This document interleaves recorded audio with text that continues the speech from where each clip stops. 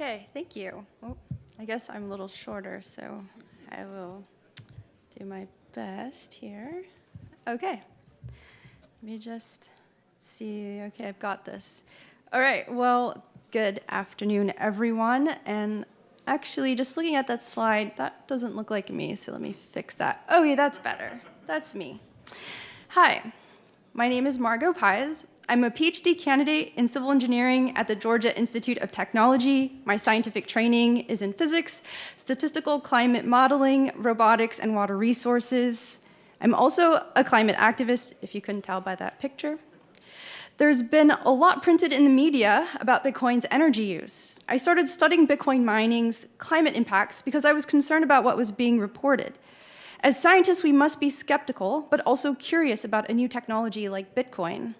Yet, despite our best efforts, Bitcoin energy research is in crisis. I'm going to tell you about the challenges, but also tell you about how we can solve it. Finally, I will show you results from our latest Bitcoin mining study as an example of how we can move forward and better shape policy decisions. The study is part of a Bitcoin mining policy report that will be released later this month through the Bitcoin Policy Institute. So, I realize that this 99% claim sounds pretty bold, but here's the thing. There's one author and one publication that has helped shape the narrative around Bitcoin's energy use.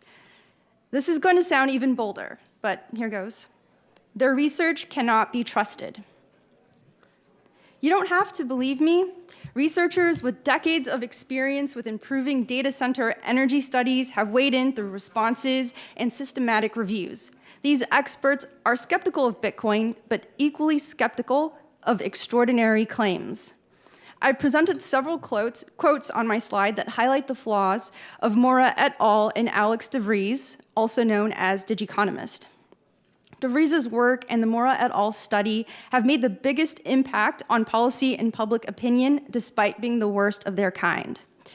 Jonathan Koomey and Eric Massenet, experts in data center energy modeling, saw that oversimplified models lead to overestimates in energy use for data centers and the internet.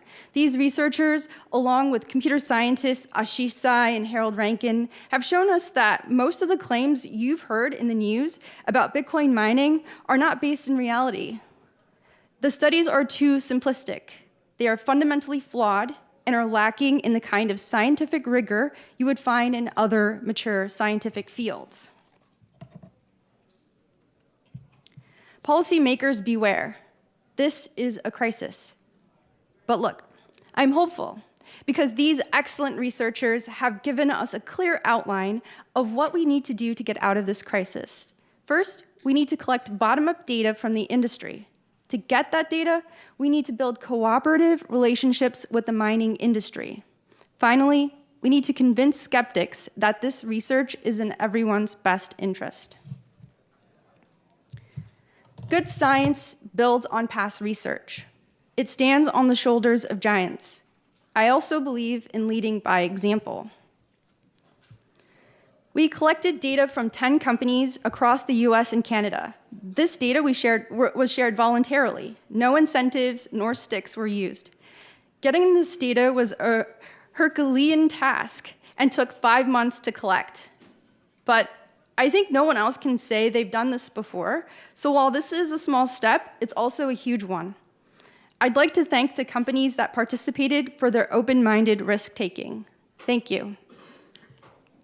But first, let me explain it to you like you're 5. Bitcoin mining is pretty much a lottery. It's like the slides say. Each mining computer is like a lottery ticket generator. The more tickets you generate, the more likely you'll win a reward. But if participants guess right too fast, the lottery gets harder, and the reward gets cut in half every 4 years. So you have to get pretty efficient to stay in the game. Here's where things get interesting. There's second-order effects that come from these fundamental properties of the Bitcoin protocol. The efficiency challenge means that Bitcoin miners must move towards the cheapest energy possible. Bitcoin mining computers are loads that can turn on and off within seconds without harming the state of the network. We can place these flexible loads next to wind farms or solar farms, or really any kind of generation as a buyer of last resort.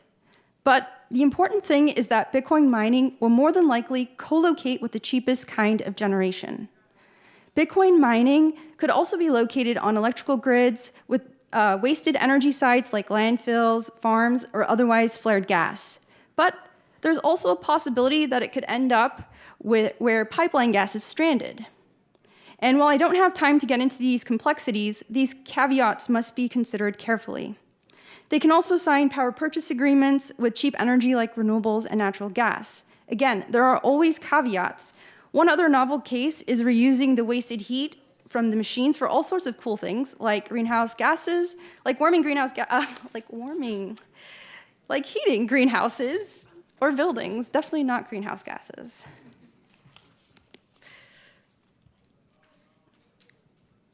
For our study, we're focused on Bitcoin miners located on the electrical grid.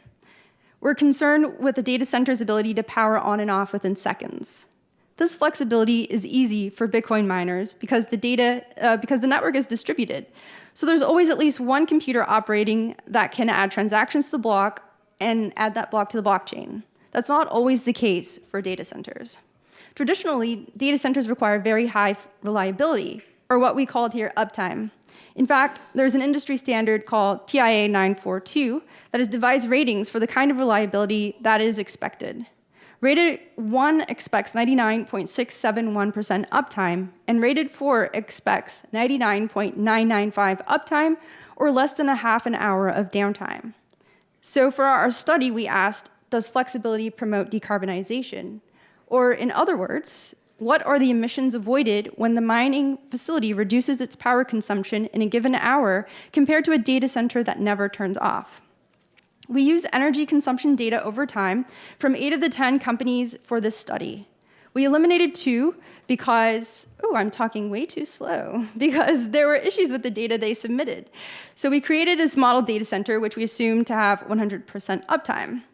And we think that that's a fairly reasonable assumption. So we found a fairly significant linear relationship between uptime and avoided emissions.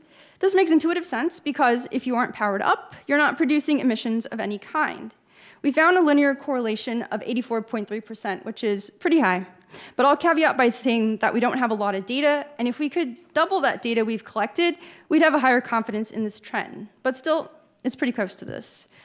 But this relationship doesn't explain all of the variability that you see in this plot, and maybe it's big enough, if you look around the 90% mark, you'll see that there's quite a range of points there. So why is that?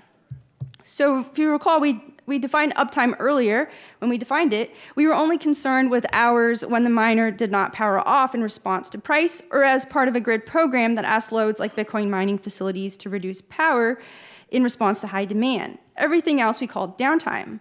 But your behavior during downtime matters. The difference between miner 8 and miner 7 is fairly obvious in these 2 plots. Miner 8 reduced its power between 40 and 100% on 82 occasions, while miner 7 reduced its power along the same interval on only 1 occasion. As a result, miner 8 avoided nearly 9 times more emissions as miner 7. So even though there is a direct relationship between avoided emissions and uptimes, knowing what the mining facility or data center does during the downtime has an impact on CO2 emission reduction. Okay, one last result.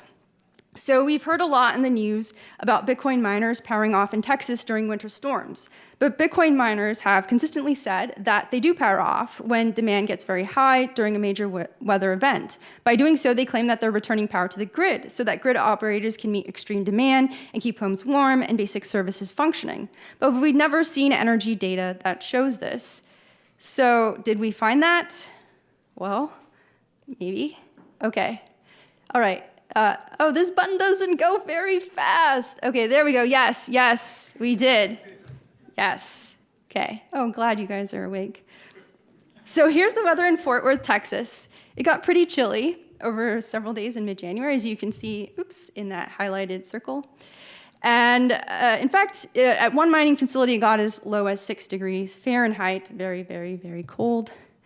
And If miners are participating in demand response, they'll shut off when the grid sends them a signal, and they'll get paid to do this because they were selected to be a load that provides this kind of grid insurance. Many loads and even battery storage do this. It's pretty normal. But if they aren't participating in that, they're going to power down when the price gets too high. And of course, there's a threshold, and there's some caveats, but basically, they're fairly capable of powering down during an emergency. So in this area that's highlighted, you can actually see the real-world effects of Bitcoin miners powering down during this winter storm.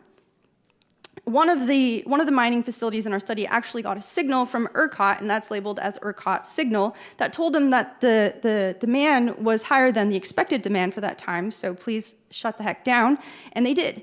And then for the rest of the period, we think that all three of these miners were behaving based off of the price. So the price went up. As you can see, there's 3 major spikes, and then they shut down, and they pretty much cumulatively were shut down for the majority of the storm. So what can we conclude from our study? 1, real-time pricing and incentives like demand response programs can align flexible consumers of power with grid decarbonization and reliability goals. We've seen evidence of this in the peer-reviewed models that were out of Texas A&M's Blockchain Energy Group. Of course, we need coordination between miners and grid operators to make the most of this. We know from a recent ERCOT study that it's easier for them to forecast miners that are price responsive or that are participating in their programs than it is to forecast those that are doing something else. Second, market design should be optimized for taking advantage of Bitcoin mining flexibility. As we transition to electrical grids that have high levels of variable renewable energy, we will have more and more flexible loads on the grid. Optimizing market structure for flexible loads isn't just for Bitcoin mining. In the near future, demand-side flexibility will be commonplace. So we recommend that policymakers look at Bitcoin mining as the first to be able to demonstrate this at scale and to use them as a case study for what our very near future will be.